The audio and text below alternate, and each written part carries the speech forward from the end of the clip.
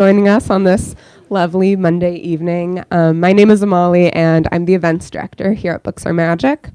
We are so excited to have Amy Kurzweil and Kristen Radtke with us tonight to celebrate the launch of Amy's newest graphic memoir, Artificial. Before we fully get started, I just have a few logistics to point out for how tonight's event is going to go. First off, we will be doing a hand-raised audience Q&A towards the end of the discussion, so please start thinking of questions to ask and hold on to them. After the talk tonight, Amy will be around to sign and personalize your books. We'll let you know where and when to start lining up for that. And lastly, if you're joining us virtually on the YouTube live stream, we would love to encourage you to buy a copy of Artificial online using the link in the live stream description. Okay, let's get into this. Through the story of Amy's family, Artificial explores the many layers of creation and consciousness, art and invention, and love and loss in the age of technology and artificial intelligence. Kristen Radtke says, the book is beautiful, strange, and belongs on your bookshelf forever.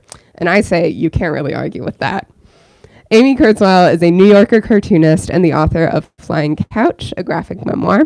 She has received fellowships from MacDowell and Jurassic, among others, and her writing, comics, and cartoons have also been published in The Verge, the New York Times Book Review, Longreads, Literary Hub, Wired, and many other places. As I mentioned earlier, Kristen Radtke joins Amy in conversation tonight. Kristen is the author of Seek You, A Journey Through American Loneliness, and Imagine Wanting Only This. She is the creative director of The Verge and has been nominated for a Penn Gene Stein Award, an Eisner Award, the Kirkus Prize, and numerous national magazine awards. Her comics and writing have appeared in the New York Times, Harper's, Vanity Fair, Vogue, and many, many other places. Okay, that is all for me. Without any further delay, please join me in giving Amy and Kristen a very warm welcome.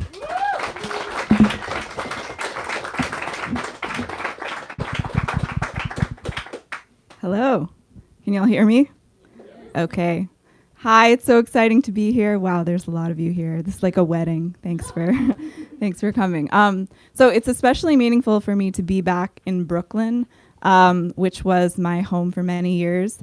This book took 7 years, and many of the years that I was working on it, I actually lived in this neighborhood on Montague Street. So that is exciting. And so many of you have supported me throughout that journey, many friends and family. Thank you. Thank you especially to Kristen, who's here from her maternity leave. So thanks for being here.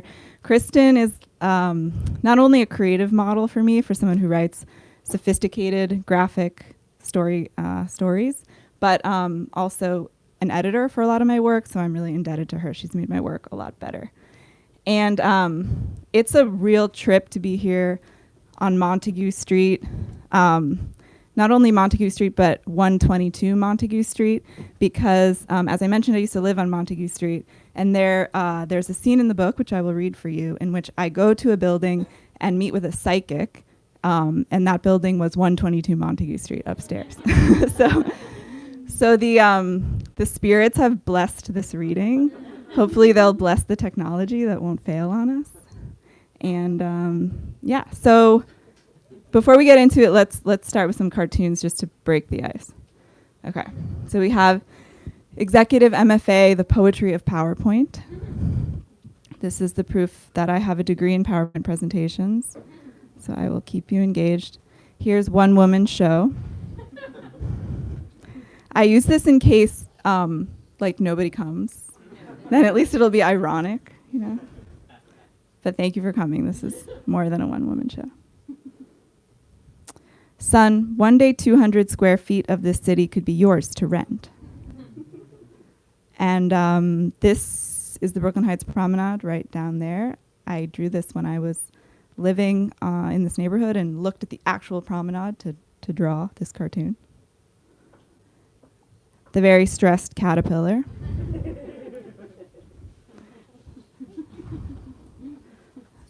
Literary themed cartoons.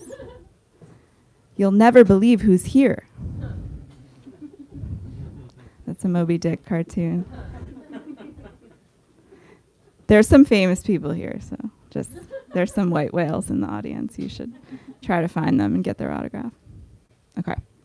You're telling me I should leave the artist commune that saved me from my stepmother's tyrannical elitism, where I have 7 boyfriends, to become the impotent figurehead of another unjust power structure?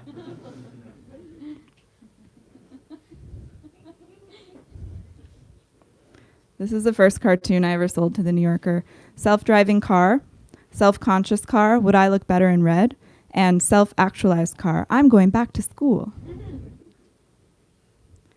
So we're getting to like the AI self-actualizing itself themes.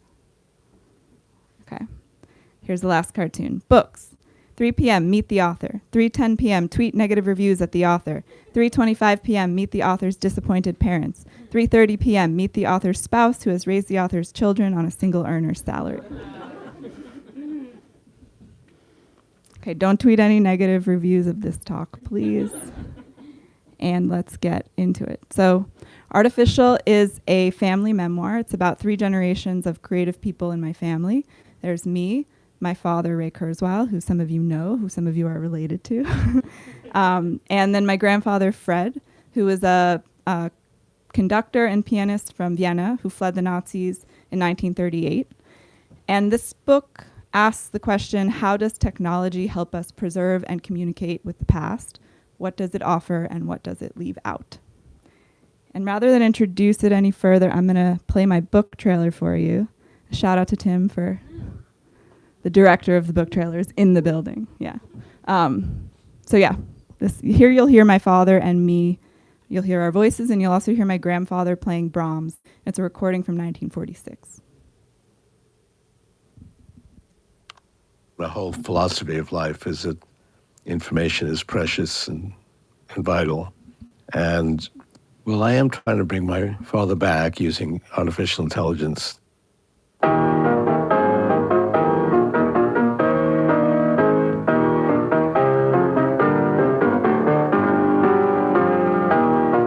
Tell me your father's story. He was born Jewish in Vienna in 1912. He was a musician.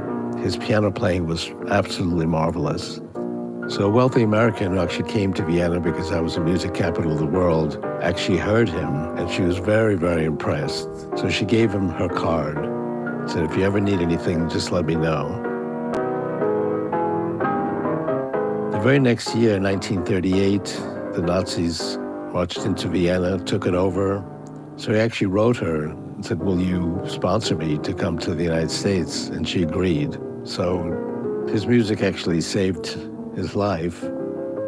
When I was 16, he had his first heart attack and he became ill. And I very much hoped that he would live because it was clear that his condition was life-threatening. But he died when I was 22. So if you could talk to your father again, what would you want to say to him? How you doing? A lot's happened since you've been gone.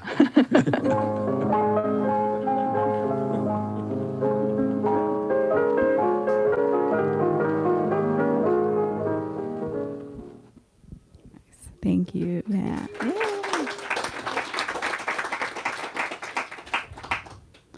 Okay, I'll tell you a little more about the chatbot before I do the reading. So my father's been saving this epic storage unit of things since my grandfather's death in 1970.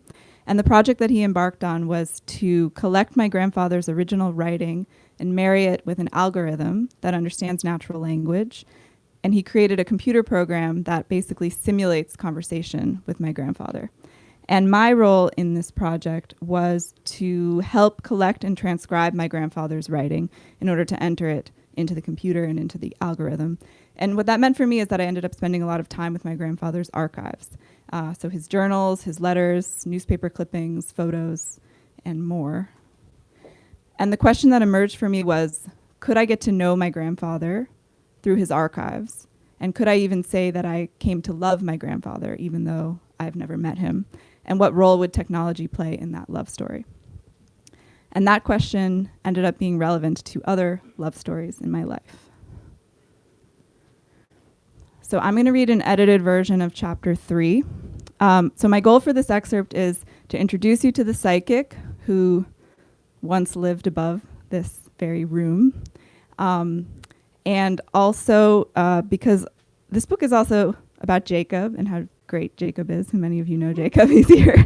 And so I thought like it would be fun to read the excerpt that was as embarrassing for him as possible. So that's what I did. So those are the two goals. And I'll also warn you, this section begins with philosophy, but it ends with love. So don't worry, there's something for everyone. Okay. Chapter 3, how do you know? Did love begin in that way with the wish to go on talking? Philosopher John Searle once had this thought. Suppose I'm in a room, he said, and someone outside the room writes to me in Chinese. Searle does not speak Chinese. But in this room is a vast library of instructions for responding to every possible combination of Chinese characters with appropriate Chinese characters. To us outside, it appears that the man in the room speaks Chinese. But does he know Chinese? There's no point of translation into the man's native language, no moment of conscious understanding. He's going through a process, phrase by phrase. The thought experiment suggests that machines cannot and will not ever really think. So it's not the man in the Chinese room who knows Chinese, but maybe it's the room itself.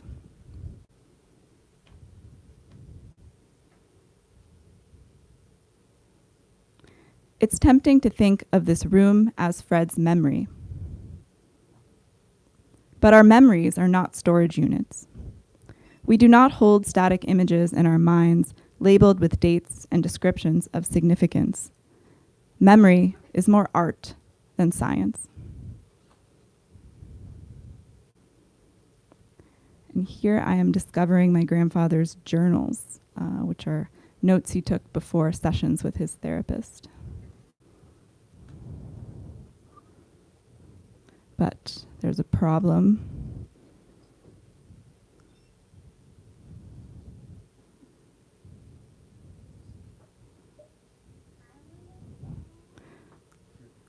My grandfather's handwriting is totally indecipherable to me, but perhaps someone who knew him can decipher it. I try my aunt. Hello and a request. Hi, Enid. How are you? How's improv class? I'm writing with a request. Enid Sterling to me. Yes, of course I can help you. No, it is not too much for me. If anything, I'm the opposite of those people who say they can't deal with certain emotions. Dealing with my father has been the focus of my life for the last 20 years, and my father was the main topic of my poems in the book I self-published. I can send you another copy. Okay, this next part you might find crazy. That's perfectly okay too. It wasn't in my belief system either until I experienced it for myself. But I've been spending the last 2 years talking to my father via a talented medium here in Santa Barbara. What's even more hilarious is that my dad and I are not on speaking terms at the moment. Also, yes, I can read my dad's handwriting. I will transcribe the journals and get them back to you shortly.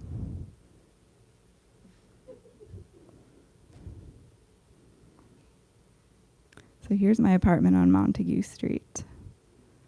And I am out on the street. Is the Pearl Vision still there? Yeah, I think so, yeah.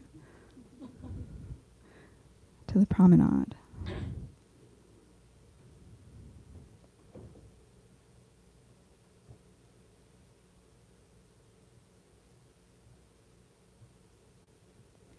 And I find myself at 122 Montague Street, where I meet the psychic. Marie. I've been in this neighborhood for 35 years. You have a young face. It's a good thing. You want to learn about somebody who passed on? The psychic reading is good for you. $30. I tell you what I see. I hold nothing back. You are an old soul. You have a long life in this life. You are in this world to make a difference. Your grandfather, he was in this world to make a difference. He was very talented. There was a death. Was this a tragic death? You feel connected to your grandfather. Did you know him? Something good is coming for you. You've had a lot of disappointments, yes or no? You've had a lot of disappointments in love, yes or no? I wonder if Marie remembers that I've been here before. Come on, it's an experiment. Welcome, I'm Marie. Hi, Jacob. 2? Just 1. So she stays here. I still never got to know what the psychic said, actually. Jacob and I met at Nerd Camp, an intellectual breeding ground my Viennese ancestors would have found highly favorable in theory. And this is a shout out to multiple people in the audience because Kristen also taught at Nerd Camp. And now you'll get our meet cute at elevator duty. We were helping kids move into the dorms. What would we do if some poor kid got stuck in here? It's a point of personal pride that at any given moment, I have an emergency plan of escape. What are you here for? Logic. So I can trust your escape plan. You? Teaching assistant for utopias and dystopias. You're a writer? Yeah. So your elevator escape plan will lead us to drama and misery. Most likely. But then just when things are doom and gloom, one of us will happen upon a lucky stroke of insight and save the day. Classic Christian arc. So, which way are we headed? Utopia or dystopia? As it turns out, every dystopia is just a utopia by another name.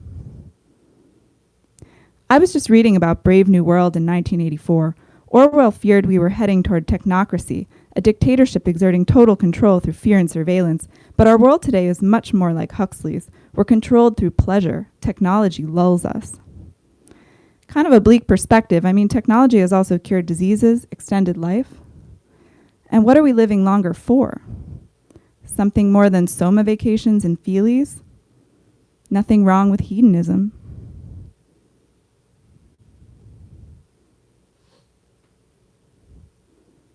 So, what do? I'm getting my PhD in philosophy. Where? Ohio. What's your focus? Moral epistemology. Moral, right and wrong. Epistemology, how you know. It's the study of how you know what's right. So, not particularly useful for escaping from an elevator shaft. Anyway, he had a girlfriend. But there was something about him.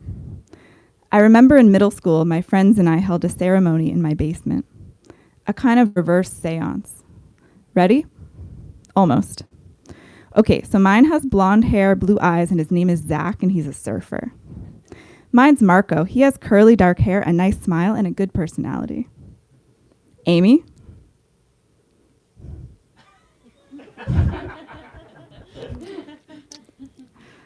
This document exists now only in my mind. I don't remember what we did with it, but I do remember thinking that my pencil dream might come true, that this boy could pop into existence and be mine. My first boyfriend did look a lot like that drawing. And I was so embarrassed by my desires that I could hardly enjoy them. But online lived this pure thing. The idea of someone, a person who likes you back.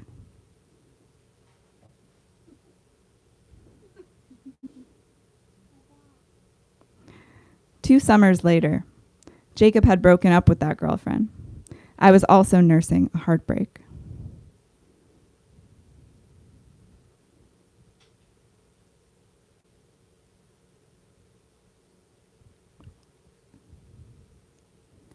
How many sounds do you hear? It's all sort of one sound. Try to separate them. Crickets. 1. Well, who knows how many crickets there are? It could be hundreds. Okay, subset 1. A bird hooting, maybe an owl. 2. Wind. 3. Trees in the wind. 4. I hear my voice. 5. Yours. 6. My breath. 7. Yours. 8. Your heartbeat.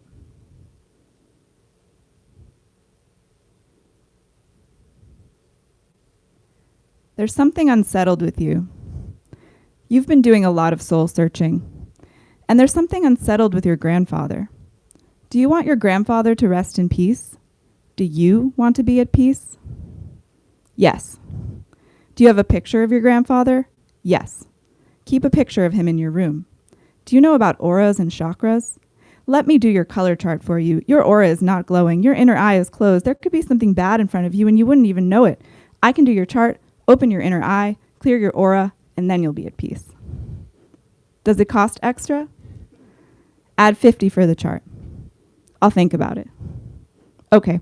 Your boyfriend is your soulmate, but take it slow.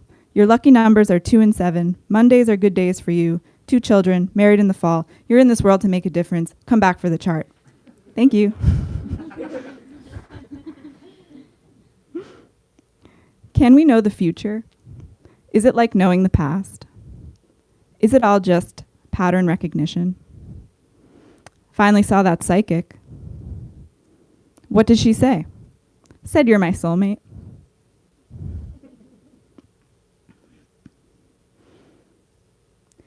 I used to think that I would recognize my grandfather in his artifacts, as if he were a room I once lived in, or a part of myself.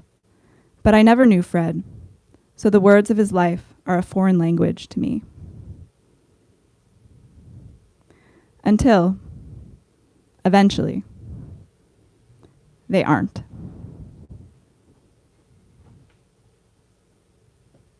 And that's where I'm going to stop reading. Thank you for listening.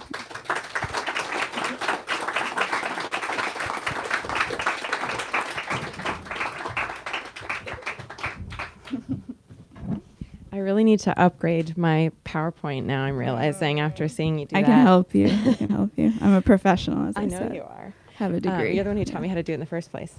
So before this reading, we were talking about the process of making that and kind of translating the work from book to presentation. Mm-hmm. And I'd love to talk a little bit about that act of translation, because it's also what you're doing in the book. You're like translating someone else's words in a way, and kind of like how you're moving between, like how do you approach speaking in a space like this versus on the page? Yeah, that's very different than what you'll read, because one of the features of the book is that it's very dense and there's a lot on each page. It doesn't translate well to performance. I think comics are happening in your own private time, but in performance is happening in my time and in your time, and we have to like meet in the middle. So I think a lot about timing when I'm adapting. And yeah, I like that idea that the project is about translation, because I was just writing something recently about feeling like my strength as a cartoonist, or in all of our strength, those of us who are cartoonists, is this ability to translate between word and image, to think about how you would use images to say something in words. And it's like it's something you have to develop. Yeah. You have to figure out like there's a quality that images can have, and they can evoke feeling and tone and texture. And it's not as straightforward as you think. Yeah. Let's talk about, I think this book is a denser book than your first book on the like in a lot of ways. How did you, I also know that you were like right up to the wire. You were like, the pages were flying off your desk straight into the printers while you were like finishing inking this book. Can you talk about the way you composed the pages? Yeah. Yes, it was stressful. Many of you know that I was freaking out. It was a lot. I did not set out to have a book that was so dense, but it felt like, because the theme of the book is information and how information builds a person's identity and the kind of infinity of that, it felt like that quality started to be literal on the page. Like it's like every page needed to, I just was like cramming more and more information. I had to like scale myself back and give the reader a chance to breathe. I tried, I'm sorry, but it just felt like I needed to give people this experience of that density, as much as I felt like they could tolerate it. Like density of what? Density of information? Density of information, and like density of imagery, like density of like the sort of layeredness of experience, like that you'll be seeing one thing and hearing another thing. I mean, I'm really inspired by writers like Alison Bechdel, who always has these different layers happening. So like her narrative is doing one thing and her images are doing another thing. And I think that space between the image and the narrative is where your imagination takes over and you're trying to make some connection. And that's where the resonance of the story comes from. And it's where you get excited and you lean in and you're kind of like, wait, that's not what I was expecting. And so I wanted to have that quality because I just find it interesting. And I think it also speaks to the sort of activation that's necessary when you're engaging with something like a chatbot of your dead grandfather. Like, you know, you need to be animating a lot. You need to be reading between the lines a lot in an experience like that. And so I wanted the book to have that kind of quality of like reading between the lines and interpreting based on your imagination. I mean, it really works. Like the pages there's just something gorgeous on every page, and you can read it quickly or you can spend a lot of time with each page, which I really love. Yeah, my mom asked me, she was like, do I have to read the fine print? I was like, Mom, you can do it if you want to. There's nothing like someone being like, I loved your book. I read it in an hour. Yeah. And you're like, great. I know. Yeah. But I do love how the pages offer kind of a second reading if you want to go slowly. Can we talk a little bit about like documents in this book? Like you one of my favorite thing about graphic nonfiction is that you can kind of show your work. And you do that a lot here. Like, can we talk about what and why you chose to include, but also the experience of going through so much information? Yes. I think, again, it was like the process of the book felt like it needed to be relevant to the themes. So I spent a lot of time with these documents, and I don't know if people feel this way, but I find looking at things really hard. Like, I don't know what to do with my eyes. When I go to a museum, I'm totally overwhelmed. And like part of the way that I started drawing was that when I would go to museums, I would draw things that I saw because it felt like a way to focus when I was in a space with a lot of visual information. So I employed that technique with all these documents of my grandfather and all this information. I was like, if I just can spend time drawing these things, then I think I'll understand them more deeply, or I'll kind of get what I'm supposed to get from them. And so a lot of the book ended up being time spent recreating old documents. And I would do that once for the drafts. My drafts are on like graph paper and pencil, blackwing pencils. Many of you have seen me wear my pencil earrings. I made pencils out of my earrings because I like wore these blackwing pencils down to the nubs, and I have like boxes and boxes of them. So I just, went through a lot of pencils that way with the drafts. And then I would take the drafts and, again, it's kind of translate them into this finished page, Arches hot press watercolor paper. I'm saying that because there's a lot of cartoonists here and they might want to know. Hot press watercolor paper, and I'd use a light box and I'd trace over the sketch and then use ink and watercolor to make it lush. So that's a lot of time spent like just tracing and recreating old documents. And a lot of the way that I would sketch the documents was hold up my paper to the computer screen where I had taken pictures of the documents. So I have a whole shadow archive of all the archives in the storage unit because I would need pictures of them in order to take them back to my studio, which was not in the same place as the storage unit. And I would hold up the paper to my computer and trace. And so there's just like so much time doing that. It was a lot of time. Maybe it made me a little crazy. But it was meaningful because it felt like it was the way that I was spending time with my grandfather, and that was the project of the book, was like, do you feel like you can come to a sense of knowledge about somebody through their things? So yeah. So were you engaging with those documents at each pass, kind of at the tracing stage, at the scanning stage, at the tracing stage, at the drafting stage? Like, were you photos of them? Yeah. Did you feel like, did you glean something new from it at kind of each layer? I think so. I mean, sometimes you forget things and then you re-remember. I mean, something that this project has helped me appreciate is like, I just forget so much. I have to be reminded of things. So there's like, I would realize something in a document and then forget it and then re-realize it. There was a lot of like, that kind of thing was happening. But I did learn things based on the sort of knowledge of printing, or like to be more specific. So like I have my grandfather's passport from when he escaped Vienna. He left in 1938, and he has this story of being sponsored, and I have his actual passport with the J stamped on it because they stamped Jewish passports with the J. And it's so interesting to me, all the different stamps on his passport. Some of the dates are stamped with a stamp. Some of them are handwritten in like really beautiful penmanship. And it's so interesting for me to think about him with this document going up to these like different Nazis, you know, and having them write or stamp things in front of him. And it's like, for me, for some reason, whether or not it was handwritten or stamped mattered, because it gave me this sense memory of like his actual experience with the document. And that's not something that would have occurred to me if I hadn't spent a lot of time looking at it. Yeah. And so realizations like that were happening a lot. So not to give the game away, but do you feel like you came to know him through his things? I mean, more than I did. Yeah. I do feel like I came to know him. I mean, I think one of the big takeaways of the book, it's a spoiler, but it's like not a book you can really spoil. One of the big takeaways of the book is that knowledge is always imperfect and infinite, because there's just so much of it. There's so much happening that we can't capture. And so I think I came to realize that project of knowledge was impossible, but there's, you know, something else that I got that I didn't have when I started. Yeah. So switching gears to technology, one of the first projects we worked on together was when I was at The Believer magazine. You did a series there called Technophilia, about your feelings about technology. And I think what's really interesting about your work is you've always been thinking about technology in this really philosophical, artistic, creative, intellectual way. And now, of course, especially for artists, everyone's just talking about AI now, and everyone's like kind of apocalyptic about it. But That's a nice verb. Yeah, I like that, apocalyptic. But you've been thinking about these ideas, I think, for longer than they've kind of been in like the mainstream cultural conversation. How have these conversations been for you?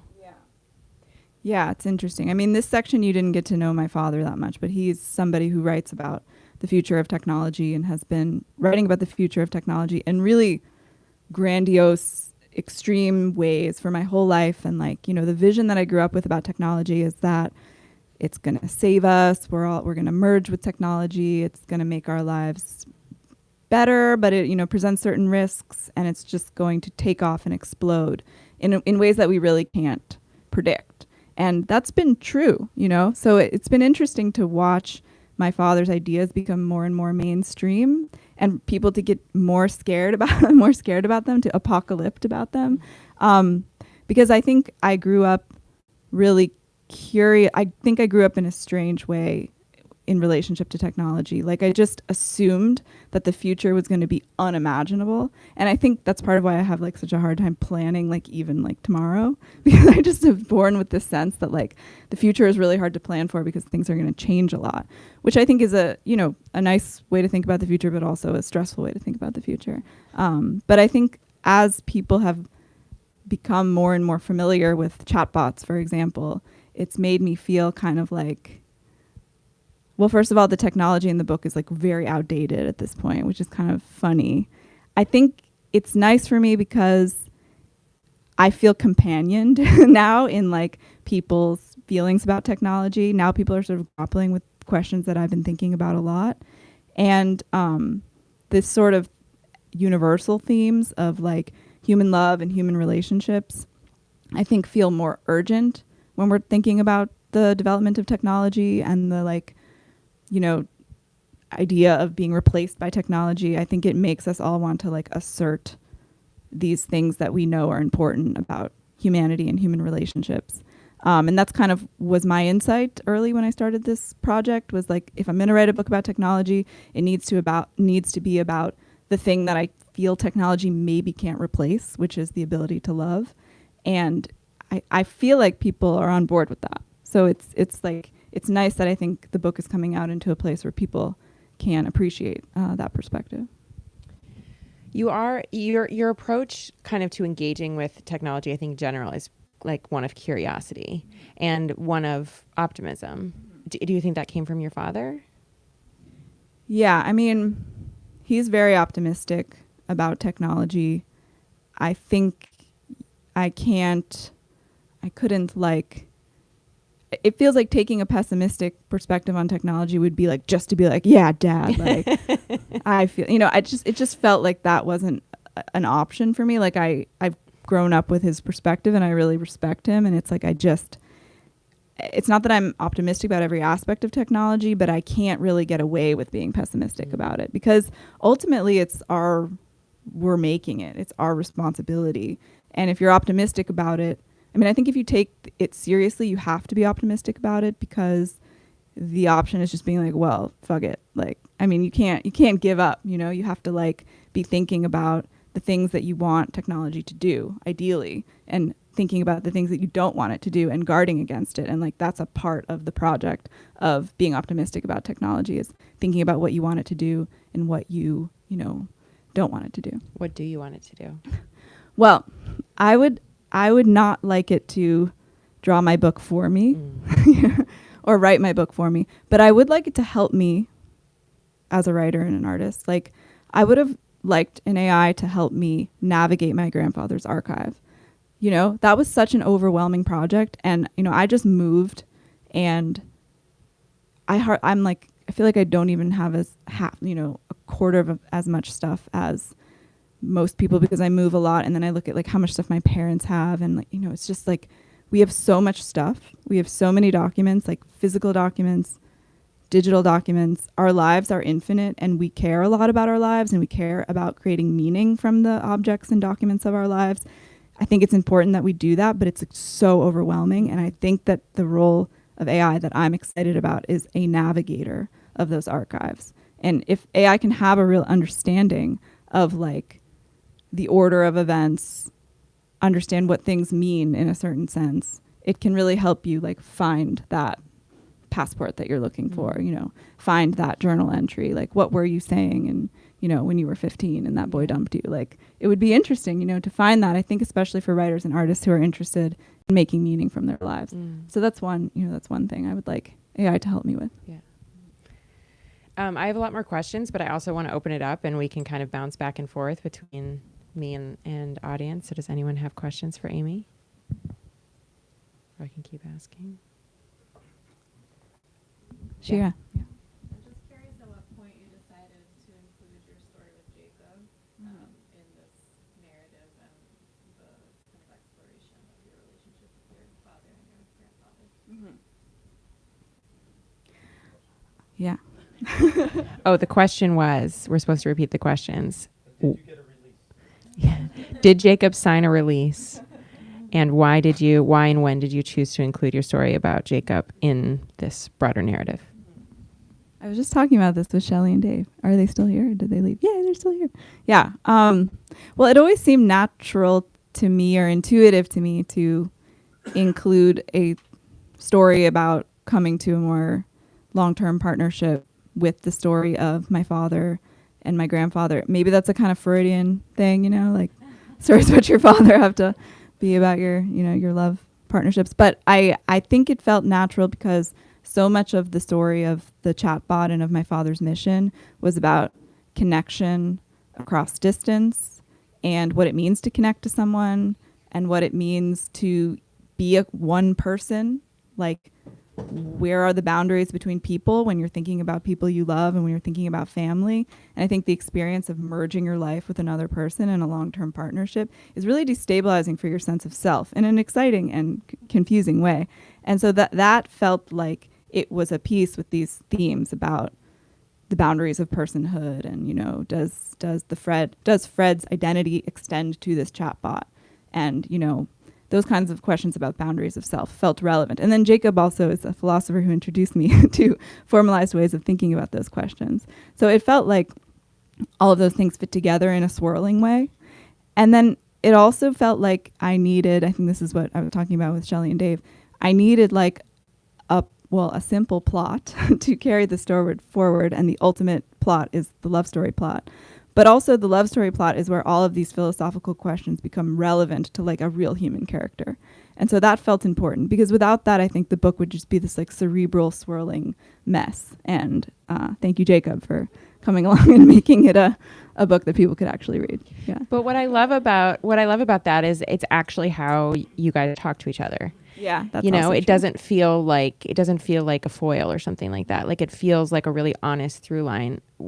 We've both been to the residency Jurassic in California, and a year and a half ago or something, you and Jacob came and visited while I was there. And I remember we were sitting in these like Adirondack chairs looking out at like this endless black.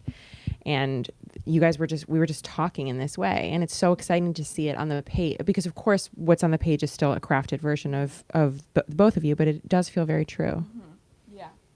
Yeah, Jacob's like the philosophical sounding board for the ideas. Yeah, I remember that. We were talking about gossip. You were talking about gossip. Yeah. There was another question over here.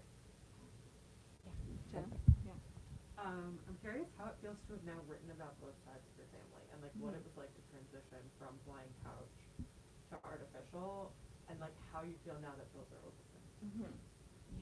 Thank you, Jenna. Biggest fan of Flying Couch. Yeah. Do you want to repeat the question? Yeah. Oh yeah. How does it feel to have written about both sides of your family? Your first book was about your mother's side of the family. This is about your father's side of the family. Well, it was interesting to compare the legacies of especially Jewish history. So in my grandmother's story, so Flying Couch is about 3 generations of women, my mother and my grandmother. My grandmother is a Holocaust survivor, and in a very different way. She has she lost her whole family. All trace of her family was destroyed. And so Flying Couch was very much about a lack of information. And that was a very interesting challenge. I had one thing, which is my grandmother's testimony. And so the story is all about her testimony and my relationship to it and my reaction to it, and trying to imagine anything beyond just what she was saying and the impossibility of imagining that. And then this book is sort of the opposite. I mean, there's a similar history in terms of a sense of loss and a sense of exile, but there's a lot of information. And I think that it's fair to say that my obsession with documentation and information and my father's obsession with documentation and information is a reaction to, traumatic loss and uprooting. So what to do with that desire to hold on to all these objects? Like that's just, it's just such a different legacy and a different set of constraints, or lack of constraints to work with. So that's been interesting for me to reflect on, just that difference. I feel like I've learned a lot about myself in thinking about those two conditions. And then how does it feel to be done with both? Oh man. Are you out of material now? Yeah, now I'm out of material. This is my retirement party. Thanks for coming. I remember a grad school teacher, or no, it was college. A college teacher told me, you're going to write the same stories over and over again, the one about your mother and the one about your father. And I was like, okay. So now that I've done that, I guess I'll just keep writing those. I don't know. No, I'm excited to not write about my family anymore. Do you have something in the works? Are you anything I have percolating? Many ideas. I don't know if they're worth talking about. Yeah. All right. We can talk about it at the bar after. Yeah. We're going to Floyd's if anyone wants to come. Floyd's. Yeah. Any other questions from the audience? I was really, touched and intrigued by your sense of positivity about technology. I suppose I personally feel like the discourse is so negative right now. It's so polarized and so toxic. And I don't know if you can share a little bit more about how you find that today. Yeah, how do I find optimism? Well, like I said, it's just a choice. I mean, it's just a default because I think practically that's the best way to be. I think about the negatives of technology as like, okay, when you're walking towards someone on the street, if you look right at them, you're going to walk into them, but you have to kind of like see them out of the corner of your eye, but like look past them. That's kind of like the framework I have in my mind for like a lot of negative things, but especially technology. So your question was like, how do I find that optimism, or is that the question? Yeah. Yeah, I mean, necessity, but also there are artists doing interesting things with AI. I have a friend, Katie Payton Hofstetter, who some of you know, who's just curated this exhibit about AI artists. And it's just really interesting to see creative people engage with these tools outside of the framework of just, is it good, is it bad? And thinking about what they can do with it. So like one example is this artist, Lance King, has all these like sensors in his body that are tracking his data, his sort of this bio-tracking data, which sounds really scary and dystopian. But then what he's done with all that data is created these digital sculptures from that information. And don't ask me how it gets translated, but somehow it gets translated into these digital sculptures. And it's just such a beautiful idea. And his idea is like, well, tech companies think that nobody's using my personal data, my personal information, so it's there to be taken. But like actually I'm doing something with it. I'm making these beautiful sculptures. And I just think that's so creative. And so it's, if we look to artists who have these little riffs, you know, on all these AI themes, I think we'll be more inspired. So I want to be a part of that movement. Hi, Missy. Yeah. I'm curious, when you initially set out, or when you initially conceived this project, did it resemble the final product? Mm-hmm. Did it No. from kind of conception to the final? Oh my God, no. The first version of the proposal, because this book I sold as a proposal with some sample pages, and some of the sample pages actually did end up in the book, a version of them. But the proposal was like this long summary of the supposed book, and there was a whole section that took place in the future, and it was super sci-fi, and I was calling it a sci-fi memoir because this is back 7 years ago when all of this stuff was so out there, and I couldn't really conceive of it, and I didn't know how to bring it down to earth, and I hadn't interacted with the chatbot yet. I was still kind of in this like mystified, enchanted place with what the chatbot could be, and writing the book was a process of disenchanting myself and thinking about, oh, what is this actually? Like, how do I bring this down to earth? So the sci-fi stuff completely got cut. But maybe that'll make a good, third book. I don't know. Yeah. But I mean, it's interesting because the what you were engaging with was changing at, like, even though you're dealing with like an archive that is, you think of an archive as like dead and stagnant. But the content really you're engaging with was constant. I mean, you mentioned like it's all out of date, the tech, which is really interesting. Yeah. So did you feel the need to kind of like address new kind of those changes as you wrote, or did you just kind of stick with where you were? I addressed them, I think, in a emotional, philosophical way, but not necessarily the content of the book didn't change that much. But I think every pass over the language was informed by familiarity with this technology and a sense of how people would be encountering it. Yeah. Yeah, Alan. Yeah, there's so many phenomenal aspects of the memoir, but the materiality, the ephemera, Mm-hmm. the documentary rigor of it, and the visual beauty of tragic beauty of the Reich Pass, etc. I'm wondering, most of that materiality seems to have on its way out, or at least being replaced. So my question for you, as a storyteller in a visual medium, do you find yourself nostalgic or wistful about that material, or do you have a new variety of graphic representations in which to navigate the world of the 21st century? Oh wait, we're supposed to repeat the question for the stream.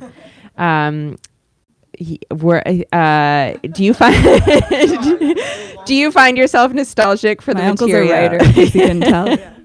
Do you find yourself nostalgic for the material? I guess is the sum up. Nostalgic for the materiality. Well, yes. I actually, this is embarrassing, but I'm just going to say it because we're all friends here. After I finished my book in therapy, I told my therapist, I was like, I really miss the pages of my book. I'm having this like physical grief over not having that as a part of my daily life anymore because it was such a big part of my life. So I'm clearly attached to physical making with physical objects and using physical objects to help with the making of physical objects. So I feel very nostalgic for that. And I'm not switching to digital creation personally, but it's a conflict. It's coming to a head. I have many boxes and boxes and boxes of pages. I don't know what to do with them. I don't know what like the next generation is going to do with them. It's something that, my brother's children will have to deal with one day.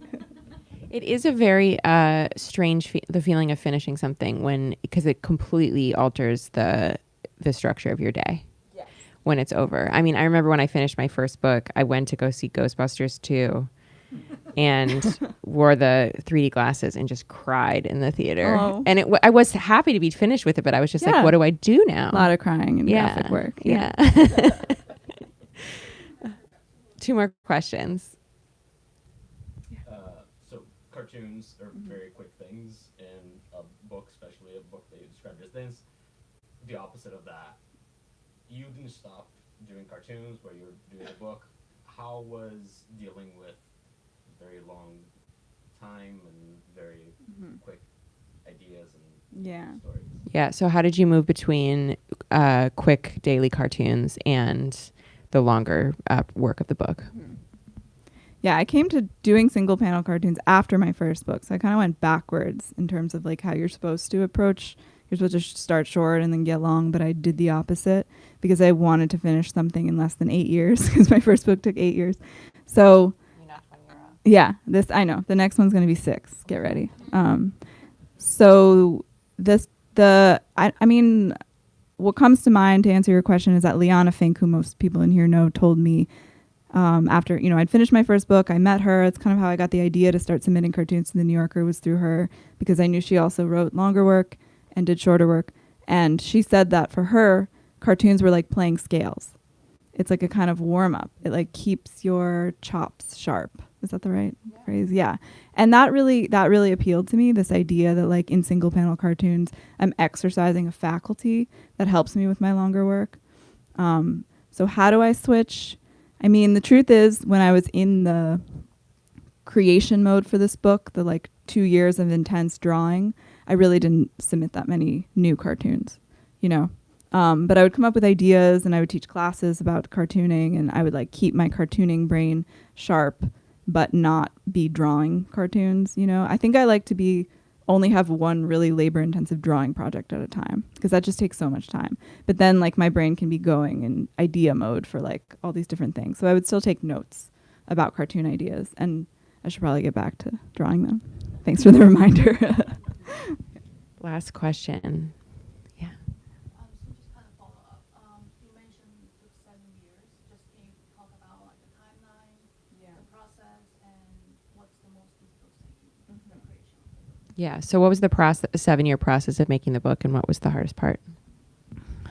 Well, first, there's the thinking and the spend. I did a lot of research, also spending a lot of time in the storage unit. So like taking multiple trips to the storage unit, taking notes on those trips. I guess something that I do in my work a lot is I make process a part of the story. So taking notes on those experiences, and then also reflecting on memories that I had and things that I wanted to be in the book as I was going through this research process. Then I started writing scripts.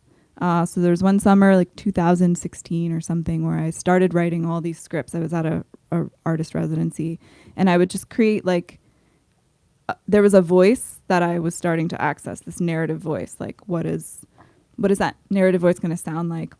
What are the ideas that I'm going to be referencing as I move through these different scenes from my life? And then ideas about what those scenes could be. And I worked by chapter. And I had the insight early on that the book needed to be organized thematically. So each chapter is about a different theme. The first chapter is called Pattern Recognition. It's about patterns. The second chapter is called Immortal Virtue. It's about immortality. This chapter was called How Do You Know? So it's about questions of knowledge. And that appealed to me as a way to structure the book. And then I could think about each chapter as its own discrete chunk and what scenes, conversations, memories could go into each chapter. So then I had these scripts. And then I started this long process, which is my favorite part of the process, of adapting the scripts to sketches. And that's when I used the Blackwing pencils and the graph paper. And I did that for a really long time. And there was some refining, of the ideas and scripts, and a lot of the narrative fell away and a lot of things changed. And I tried to get through the whole book like that, which took a really long time. And then meanwhile, life is happening. You move 7 times, people get sick, so, there's a lot of interruption in those 7 years. Once I got to the end of those sketched pages, there was a lot of editing with scissors and tape and showing it to my editor and getting feedback and reworking it, and yeah. And then I did the final drawing phase, which I told you guys about with the light box. And that took about 2 years. And so what was the hardest part? It was all hard in different ways, but I would say the ending for me was so hard because I was on a deadline. Those 7 years, like a lot of it was kind of meandering and interesting, and I just tried to not think about the fact that it was an actual book that was going to come out one day. And then at the end, when I had so many pages to draw and I knew it was going to be a real book, and I was going to be like sitting in front of all these people talking about my personal thoughts and feelings, and that's when it started actually to get more just stressful. Like, just am I going to be able to do this? Like those kinds of feelings, you know. Thank you so much, everybody. Buy Amy's book. Thank you. She'll be signing it over there.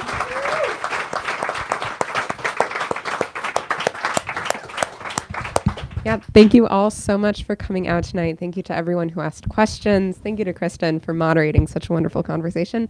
And thank you to Amy for celebrating this launch with us. So just a few final reminders before we wrap up. If you're still with us on the YouTube live stream, you can buy a copy by clicking the link in the live stream description. For all of those with us in store tonight, I know many of you picked up a copy when you checked in, but if you didn't, or if you want another, because the holidays are coming up and there's nothing better than a freshly signed book. There are plenty of additional copies up at the front where you checked in, along with a few copies of Flying Couch and Kristen's book, Seek You. Those are both fantastic, so I recommend checking those out as well. Highly recommend Seek You. Exactly. Amy will be around to sign and personalize your books. That's going to happen right where my coworkers, Christina and Belle, are pointing to. It'll make a little bit more sense in a minute, but we ask that you all grab your personal belongings and line up down the center aisle and curve around to the wall. If you could please try to hold your hugs and hellos until you're in the line, that would be fantastic. And then, yeah, feel free to shower Amy with all the compliments you want. Okay, that's all. Let's give these two one last round of applause. Thank you all so much.